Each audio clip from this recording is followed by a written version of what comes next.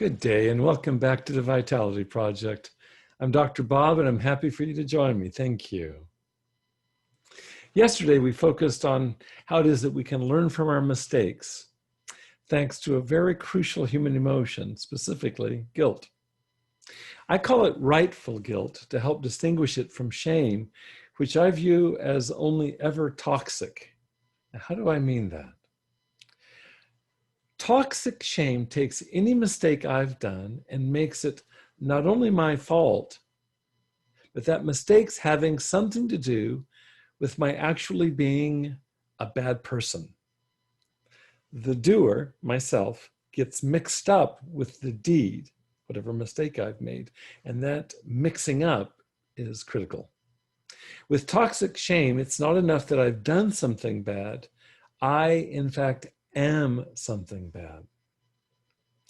Now, just as rightful guilt motivates us to make changes, toxic shame stops us in our tracks. It's literally the brain's freeze response.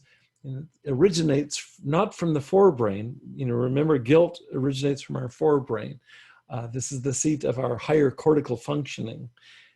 Shame doesn't originate there. It actually originates in our midbrain, which is the location of a much more primitive center in our brain, namely our emotional center. And so when shame gets activated here in the midbrain, it leaves us paralyzed. It is the brain's freeze response. So if rightful guilt frees us, toxic shame imprisons us. If guilt opens up our hearts, toxic shame shuts it down.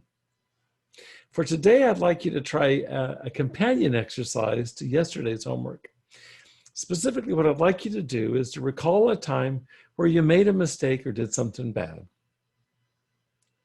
But this time, your response was shame, not like with yesterday's assignment, which was looking at guilt. So in regards to shame, with this particular instance, whatever you did that was wrong or a mistake, you felt bad, broken, defective.